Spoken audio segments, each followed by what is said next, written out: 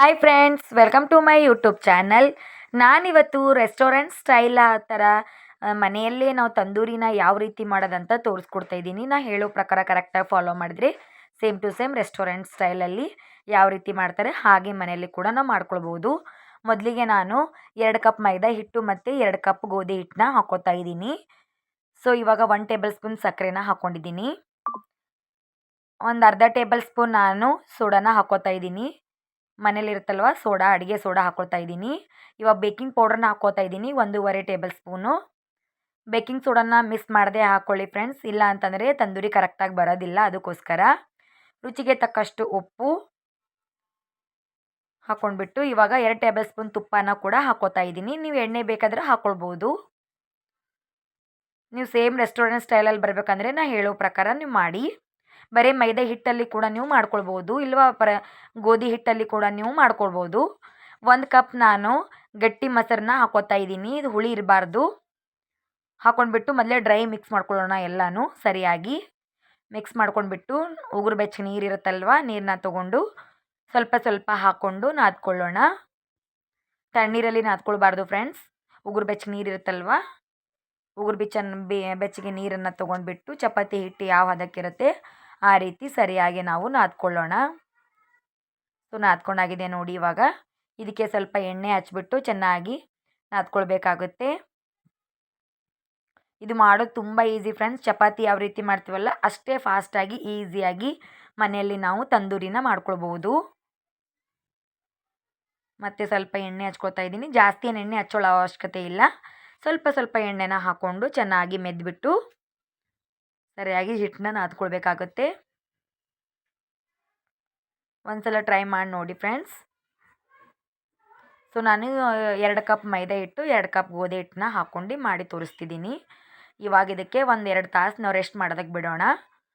Minimum ಏನಿಲ್ಲ ಅಂತಂದರೆ 1.5 ತಾಸಾದರೂ ಬಿಡಲೇಬೇಕು friends, ಅಂದಾಗಲೇ ನಮ್ಗೆ ಕರೆಕ್ಟಾಗಿ ಬರುತ್ತೆ. ಇವಾಗ ಆಗಿದೆ ನೋಡಿ. ಹಿಟ್ಟನ್ನ ತೊಗೊಂಡ್ಬಿಟ್ಟು ಎಷ್ಟು ಚೆನ್ನಾಗಿ ಆಗಿದೆ ಅಲ್ವಾ, ನಾದ್ಕೊಂಡ್ಬಿಟ್ಟು ಒಂದು ಚಪಾತಿ ಸೈಜಿನ ಉಳ್ಳೆ ಇರುತ್ತಲ್ವ ಅದಕ್ಕಿಂತ ಒಂಚೂರು ಹೆಚ್ಚಿಗೆ ತೊಗೊಂಡ್ಬಿಟ್ಟು ನಾನಿವಾಗ ಇದಕ್ಕೆ ಹಿಟ್ಟು ಹಚ್ಕೊಂಡು ಲಟ್ಟಿಸ್ಕೊತಾ ಇದ್ದೀನಿ. ನೀವು ಯಾವ ಶೇಪಲ್ಲಾದರೂ ಲಟ್ಟಿಸ್ಕೊಳ್ಬೋದು. ಉದ್ದವಾಗಿ ಲಟ್ಟಿಸ್ಕೊಳ್ಬೋದು, ಇಲ್ಲಾಂದರೆ ರೌಂಡಾಗಿ ಕೂಡ ನೀವು ಲಟ್ಟಿಸ್ಕೊಳ್ಬೋದು. ನಿಮ್ಗೆ ಹೇಗೆ ಅನುಕೂಲ ಆಗುತ್ತೆ ಆ ರೀತಿ ಲಟ್ಟಿಸ್ಕೊಳ್ಳಿ. ಸ್ವಲ್ಪ ದಪ್ಪನೇ ಇರಬೇಕು ಫ್ರೆಂಡ್ಸ್, ಜಾಸ್ತಿ ತೆಳುವಿರಬಾರ್ದು. ಸೊ ನೀವು ಮನೆಯಲ್ಲಿ ಮಾಡಿದ್ದೀರಾ ಅಂತ ಗೊತ್ತೇ ಆಗೋದಿಲ್ಲ, ಸೇಮ್ ಹೊರಗಡೆ ತಂದಿರೋ ಹಾಗೆ ಇರುತ್ತೆ ಫ್ರೆಂಡ್ಸ್ ನಾನು ಹೇಳೋ ಪ್ರಕಾರ ಮಾಡಿದರೆ.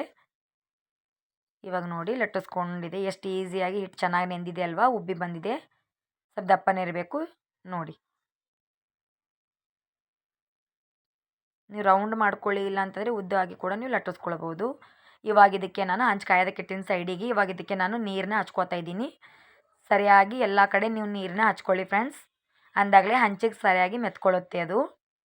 ಇವಾಗ ನೀರು ಹಚ್ಕೊಂಡಾಗಿದೆ ನೋಡಿ, ಹಂಚು ಕಾದಿದೆ. ಇವಾಗ ಹಂಚಲ್ಲಿ ನಾನು ಹಾಕ್ಕೋತಾ ಇದ್ದೀನಿ. ಈ ಥರ ಹಾಕಿಬಿಟ್ಟು ಕೈಯಿಂದ ಮೊದಲಿಗೆ ಪ್ರೆಸ್ ಮಾಡಬೇಕು. ಈ ಥರ ಮಾಡೋದ್ರಿಂದ ಚೆನ್ನಾಗಿ ಬಬಲ್ಸ್ ಬರುತ್ತೆ, ಅದಕ್ಕೋಸ್ಕರ. ಇವಾಗ ನೋಡಿ ಮೇಲ್ಗಡೆ ಎಲ್ಲ ಗುಳ್ಳೆ ಬರ್ತಿದೆ ಅಲ್ವಾ, ಇಷ್ಟಾದರೆ ಸಾಕು. ಇವಾಗ ನಾವು ಹಂಚನ್ನು ಉಲ್ಟಾ ಮಾಡಿಬಿಟ್ಟು ಸರಿಯಾಗಿ ನಾವು ಸುಟ್ಕೊಳ್ಬೇಕಾಗುತ್ತೆ. ಎಲ್ಲೆಲ್ಲಿ ಸರಿಯಾಗಿ ಸುಟ್ಟಿಲ್ವೋ ಅಲ್ಲಿ ನೋಡ್ಕೊಂಡ್ಬಿಟ್ಟು ಸರಿಯಾಗಿ ನೀವು ಸುಟ್ಕೊಳ್ಬೇಕಾಗುತ್ತೆ. ಸ್ವಲ್ಪ ಚೆನ್ನಾಗಿ ಕ್ರಿಸ್ಪಿ ಆಗೋವರೆಗೂ ಸ್ವಲ್ಪ ಚೆನ್ನಾಗಿ ಸುಟ್ಕೊಳ್ಳಿ, ಅಂದಾಗಲೇ ಸ್ವಲ್ಪ ಕ್ರಿಸ್ಪಿ ಸ್ವಲ್ಪ ಸಾಫ್ಟ್ ಚೆನ್ನಾಗಿ ಬರುತ್ತೆ. ನೀವು ನೋಡ್ಕೊಳ್ಳಿ, ಎಲ್ಲೆಲ್ಲಿ ಸುಟ್ಟಿಲ್ವೋ ಅಲ್ಲೇ ಸುಟ್ಕೊಳ್ಬೇಕಾಗತ್ತೆ. ನೋಡಿ ಇದು ಕರೆಕ್ಟಾಗಿದೆ ಅಲ್ವಾ, ನೋಡಿ ಎಷ್ಟು ಚೆನ್ನಾಗಿ ಈಸಿಯಾಗಿ ನಾವು ತಂದೂರಿ ರೊಟ್ಟಿನ ಮನೆಯಲ್ಲೇ ಮಾಡ್ಕೊಳ್ಬೋದು. ಇವಾಗ ಇದಕ್ಕೆ ತುಪ್ಪನ ಹಚ್ಕೊಳ್ತಾ ಇದ್ದೀನಿ. ನೀವು ಬೆಣ್ಣೆ ಕೂಡ ಹಚ್ಕೊಳ್ಬೋದು ಅಥವಾ ಎಣ್ಣೆ ಕೂಡ ಹಚ್ಕೊಳ್ಬೋದು. ನೋಡಿ ವಾವ್, ಎಷ್ಟು ಸರಿಯಾಗಿ ಬಂತಲ್ವಾ, ಮನೇಲಿ ಮಾಡಿದಂತ ಅನಿಸ್ತಾನೆ ಇಲ್ಲ. ಸೇಮ್ ಹೊರಗಡೆ ಹೋಟೆಲಲ್ಲಿ ಯಾವ ರೀತಿ ಇರುತ್ತೆ ಅದೇ ರೀತಿ ಇದೆ ಫ್ರೆಂಡ್ಸ್. ನೋಡಿ ಎಷ್ಟು ಚೆನ್ನಾಗಿದೆ ಅಲ್ವಾ. ನಾನು ಇನ್ನೊಂದು ಕೂಡ ಮಾಡಿ ತೋರಿಸ್ತೀನಿ ಫ್ರೆಂಡ್. ಇವಾಗ ಒಂದು ಉಳ್ಳೆನ ಮಾಡ್ಕೊಂಡ್ಬಿಟ್ಟು ಹಿಟ್ಟನ್ನ ಹಚ್ಚಿ ನಾನು ಲಟ್ಟಿಸ್ಕೊಳ್ತಾ ಇದ್ದೀನಿ. ಲಟ್ಟಿಸ್ಕೊಳ್ಳೋದು ಕೂಡ ಕಷ್ಟ ಆಗೋದಿಲ್ಲ. ಚಪಾತಿಯಲ್ಲಿ ಯಾವ ರೀತಿ ಮಾಡ್ಕೊತೀವೋ ಆ ರೀತಿಯೇ ನಾವು ಈಸಿಯಾಗಿ ಲಟ್ಟಿಸ್ಕೊಳ್ಬೋದು. ಯಾಕಂದರೆ ಹಿಟ್ಟು ಆಲ್ರೆಡಿ ನೆಂದಿರುತ್ತೆ, ಅದರಲ್ಲಿ ಬೇಕಿಂಗ್ ಸೋಡಾ ಬೇಕಿಂಗ್ ಪೌಡರ್ನ ಹಾಕಿರ್ತೀವಲ್ವ, ಚೆನ್ನಾಗಿ ಉದುಗ್ ಬಂದಿರುತ್ತೆ ಹಿಟ್ಟು. ಇವಾಗ ಉದ್ದ ಸೈಜಲ್ಲಿ ಲಟ್ಟಿಸ್ಕೊಂಡಿದ್ದೀನಿ ನೋಡಿ. ಇದಕ್ಕೆ ನೀರನ್ನು ಹಚ್ಬಿಟ್ಟು ಹಂಚಲ್ಲಿ ಮತ್ತೆ ಹಾಕ್ಕೋತಾ ಇದ್ದೀನಿ. ಹಾಕ್ಕೊಂಡ್ಬಿಟ್ಟು ಈ ಥರ ಕೈಯಿಂದ ಪ್ರೆಸ್ ಮಾಡಿ, ಇಷ್ಟಾದರೆ ಸಾಕು. ಇವಾಗ ನೋಡಿ ಮೇಲ್ಗಡೆ ಎಲ್ಲ ಬಬಲ್ಸ್ ಬರ್ತಿದೆ ಅಲ್ವಾ, ಗುಳ್ಳೆಗಳೆಲ್ಲ ಬರ್ತಿದೆ.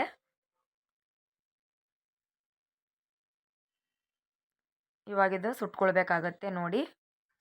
ಇಷ್ಟ ಆದಮೇಲೆ ಇವಾಗ ಸುಟ್ಕೊಳ್ಬೇಕು. ಎಲ್ಲ ಕಡೆ ಚೆನ್ನಾಗಿ ನೋಡ್ಕೊಂಡ್ಬಿಟ್ಟು ಸುಟ್ಕೊಳ್ಳಿ ಫ್ರೆಂಡ್ಸ್. ಸರಿಯಾಗಿ ಬೆಂದರೆ ನಮ್ಮದು ತಂದೂರಿ ತಿನ್ನೋದಕ್ಕೆ ತುಂಬ ಚೆನ್ನಾಗಿರುತ್ತೆ. ನೀವು ಅರ್ಧಂಬರ್ಧ ಬೇಯಿಸ್ಕೊಳ್ಬಾರ್ದು, ಅಂದಾಗ ಚೆನ್ನಾಗಿ ಬರೋದಿಲ್ಲ ಅದು. ನೀವು ನೋಡ್ಕೊಂಡ್ಬಿಟ್ಟು ನೋಡಿ ಮತ್ತೆ ನೀವು ಸರಿಯಾಗಿ ಸುಟ್ಕೊಳ್ಬೇಕು. ನೋಡಿ ಎಷ್ಟು ಕರೆಕ್ಟಾಗಿ ಎಲ್ಲ ಒಂದೇ ಸೈಡಲ್ಲಿ ಕರೆಕ್ಟಾಗಿ ಸುಟ್ಕೊಂಡಿದೆ ನೋಡಿ. ಹಿಂದ್ಗಡೆ ಕೂಡ ಎಷ್ಟು ಚೆನ್ನಾಗಿ ಬೆಂದಿದೆ ಅಲ್ವಾ. ಇದಕ್ಕಿವಾಗ ಮತ್ತೆ ತುಪ್ಪನ ಹಚ್ಕೊಳ್ತಾ ಇದ್ದೀನಿ.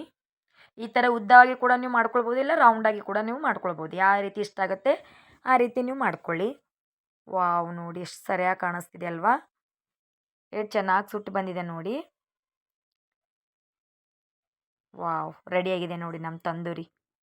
ಮಾಡೋದು ಕೂಡ ತುಂಬ ಈಸಿಯಾಗಿ ಸಿಂಪಲ್ಲಾಗಿ ಮಾಡ್ಕೊಳ್ಬೋದು. ನೋಡಿ ಎಷ್ಟು ಸರಿಯಾಗಿ ಬಂದಿದೆ ಅಂತ. ಕಲರ್ ಕೂಡ ನೋಡಿ ಎಷ್ಟು ಚೆನ್ನಾಗಿ ಬಂದಿದೆ. ಹಿಂದ್ಗಡೆ ಕೂಡ ನೋಡಿ ಎಷ್ಟು ಚೆನ್ನಾಗಿ ಬೆಂದಿದೆ ಅಲ್ವಾ. ಇವಾಗ ಇದನ್ನು ಕೂಡ ನಾನು ತೋರಿಸ್ತಿದ್ದೀನಿ ನೋಡಿ.